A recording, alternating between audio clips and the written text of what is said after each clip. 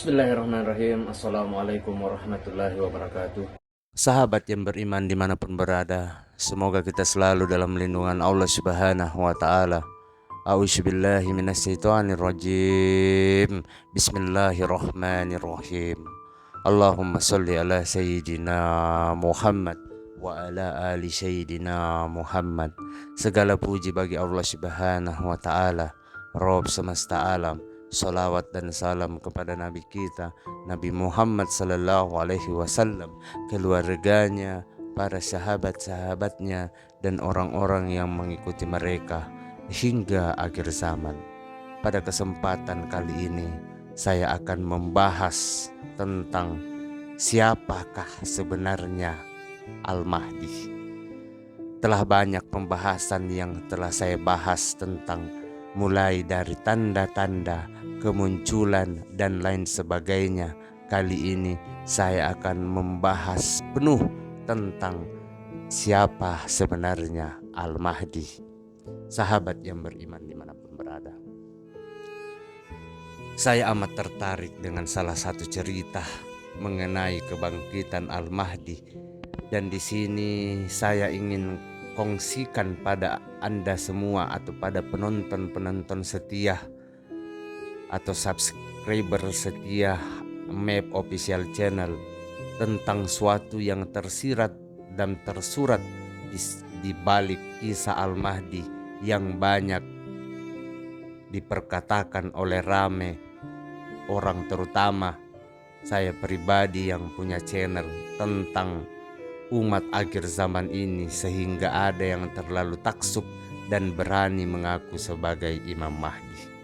Sahabat yang beriman dimanapun berada, mengikut sejarahnya, persoalan Al-Mahdi ini memang telah wujud semenjak zaman Rasulullah Sallallahu Alaihi Wasallam.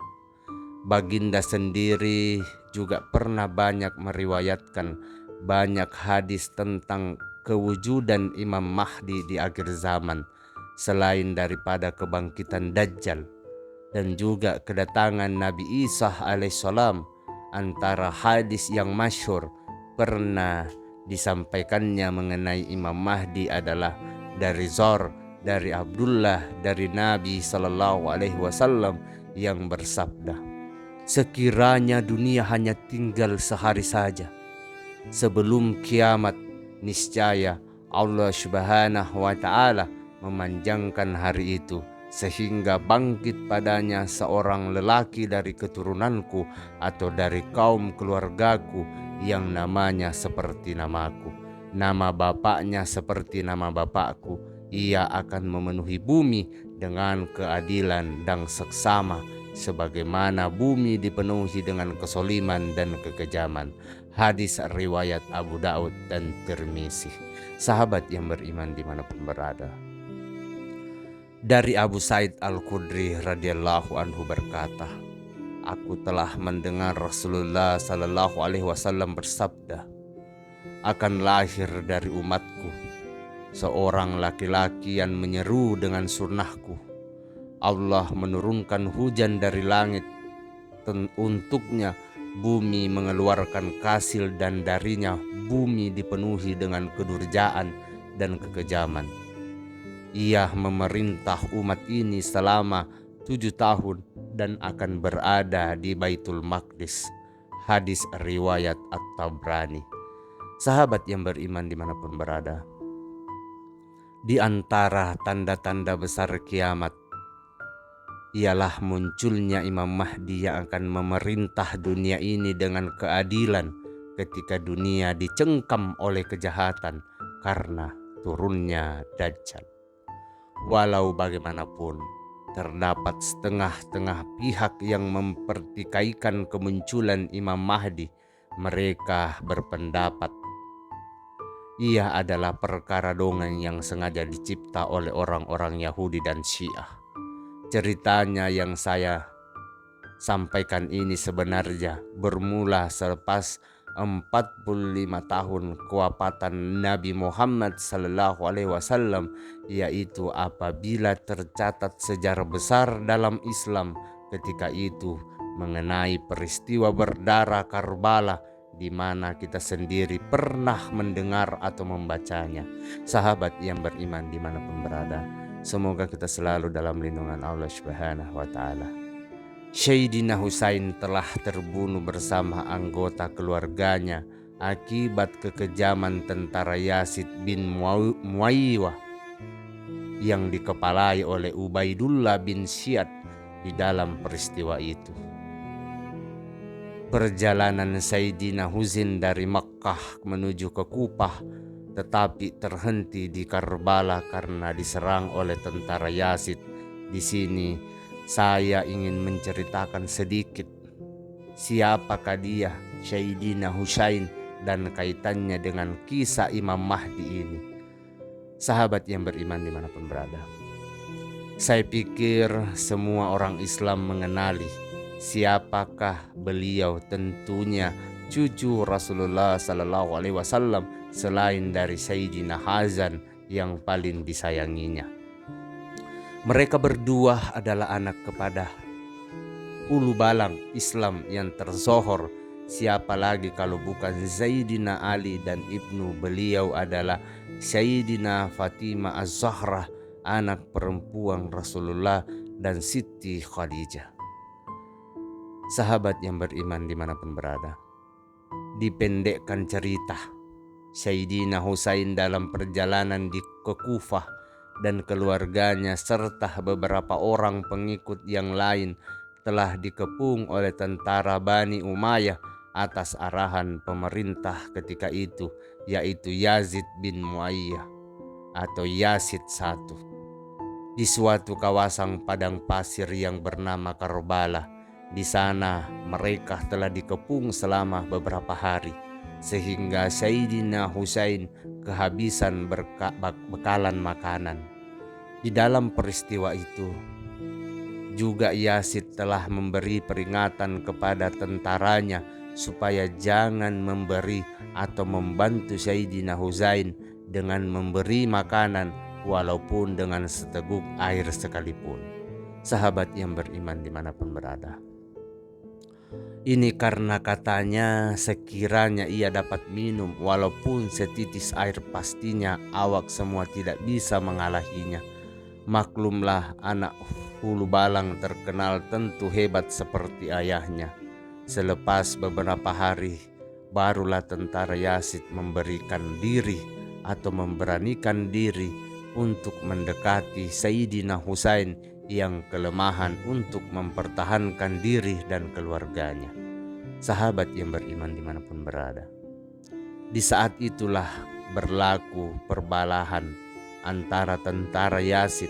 Siapakah yang berani berhadapan dengan Sayyidina Husain, karena Yazid telah memerintahkan hukum bunuh kepada Sayyidina Husain dan kepalanya mesti dipersembahkan di hadapan Yazid di Damsyik sebagai bukti Sayyidina Husain telah dihukum bunuh atau dihukum mati.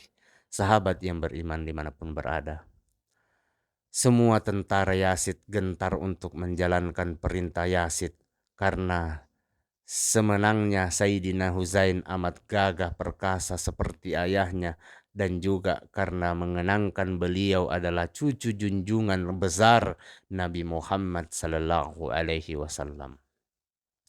Akhirnya salah seorang tentara Yazid yang bernama Muawiyah bin Abi Sufyan telah memberanikan diri menghampiri dan memegal kepala Sayyidina Husain. Diriwayatkan sebelum kepalanya dipenggal, Sayyidina Husain sempat berteriak memanggil abangnya Sayyidina Hasan yang ketika itu jauh berada di kota Makkah. Tetapi dengan izin Allah Subhanahu wa Ta'ala, Sayyidina Hasan dan dapat mendengarnya, lantas dia mulai merasakan bahwa adik Sayyidina Husain dalam kesusahan atau kemalangan. Sahabat yang beriman dimanapun berada, tanpa berpikir panjang, Sayyidina Hasan telah membawa bersamanya pedang peninggalan arwah ayahnya Sayyidina Ali, di mana mengikut sirahnya Sayyidina Ali sebenarnya memiliki 2 pedang sakti, yaitu salah satunya adalah hadiah dari Rasulullah Sallallahu Alaihi Wasallam sendiri. Sahabat yang beriman dimanapun berada, mengikut riwayatnya, sebelum Sayyidina Ali meninggal dunia, beliau sempat memberi amanat kepada kedua anaknya, yaitu Sayyidina Huzain dan Hazan, supaya mencampakkan kedua-dua pedang tersebut ke dalam Laut Merah. Tetapi apa yang berlaku, hanya satu pedang saja yang dicampakkannya, manakala yang satunya lagi, pedang pemberian Rasulullah SAW, yaitu datuknya, disimpan karena mereka terlalu sayangkannya, karena itulah satu-satu harta peninggalan arwah ayahnya dan baginda. Pedang yang bernama Zulfikar atau Duh Al-Fakar itu dibawa oleh Sayyidina Hazan bersama dengan seekor kuda peninggalan Sayyidina Ali, menjadi tunggangannya ketika berperang di zaman Rasulullah SAW. Diriwayatkan kuda Sayyidina Ali yang ditunggang oleh anaknya Sayyidina Hazan bergerak sepantas kilat seperti kakinya tidak mencecah ke bumi. Apabila Sayyidina Hasan sampai sahaja di Karbala, didapatinya adiknya Sayyidina Husain serta keluarga telah dibunuh oleh tentara Yazid. Sahabat yang beriman dimanapun berada, apabila melihat kekejaman tentara Yazid yang menyepak dan menendang kepala adiknya Sayyidina Husain yang kepalanya telah terpenggal, Sayyidina Hasan telah mengamuk dan membunuh hampir semua tentara Yazid di situ dengan hanya menggunakan pedang ayahnya itu. Sahabat yang beriman dimanapun berada, diriwayatkan bahwa pedang Sayyidina Ali tersebut tidak bermata, tetapi apabila dihayun atau dipukul maka saujana mata memandang semua yang ada di depan akan mati, terkena pukulan pedang yang maha hebat itu. Apabila Allah Subhanahu wa Ta'ala melihat ramai yang telah terkorban, dan apabila bumi Karbala bermandikan darah, dan juga karena begitu ramai terbunuh dengan amukan Sayyidina Hasan, maka Allah telah memerintahkan malaikat untuk turun ke bumi dan membawa Sayyidina Hasan keluar dari medan pertempuran yang maha hebat itu, dan disembunyikan ke sebuah kawasan gua yang tiada siapa dapat melihatnya. Sahabat yang beriman dimanapun berada,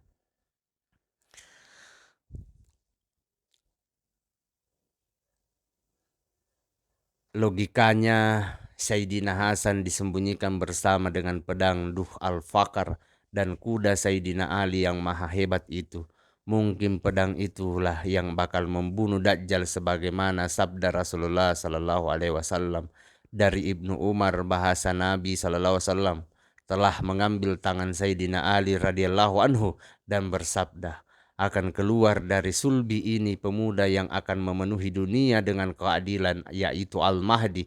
Bila mana kamu melihat yang demikian itu, maka wajib kamu mencari pemuda dari Bani Tamim itu. Dia datang dari sebelah timur dan dia adalah pemegang bendera Al-Mahdi dari Al-Hawi lil Patawah oleh Imam Sayuti menurut riwayat yang sah. Al-Mahdi adalah dari keturunan Sayyidina Hazan bin Ali. Sesungguhnya telah tosibit bahwa Al-Mahdi adalah keturunan Hasan bin Ali, sebagaimana yang tersebut di dalam hadis sahih yang diriwayatkan oleh Al-Imam Abu Daud dalam sunnahnya. Sahabat yang beriman dimanapun berada, telah berkata Ali sambil memandang putranya Hasan, sesungguhnya putraku ini ialah Said, sebagaimana yang telah dinamakan oleh Nabi SAW. Dari keturunannya akan lahir seorang laki-laki yang namanya seperti nama Nabi Muhammad, menyerupai baginda dalam perangai dan tidak menyerupai baginda dalam rupa dan bentuk.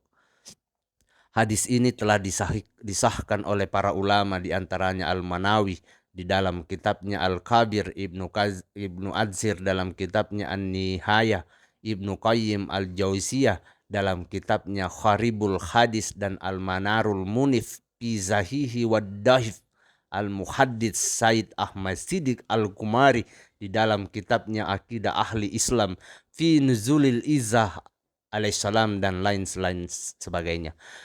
Sahabat yang beriman dimanapun berada, Abu Thahir Muhammad Samzul Haq dalam kitabnya Aunal Ma'bud Zara Zunnan Abu Daud memetik kenyataan Al-Habis Imanuddin yang menyebut bahwa hadis-hadis mengenai Al-Mahdi menunjukkan bahwa ia dari ahli bait Rasulullah Sallallahu Alaihi Wasallam, Suriat Fatimah dan anaknya Hazan bin Ali. Zila rujuk kitab Aunal Ma'bud Juz 374 dan 382.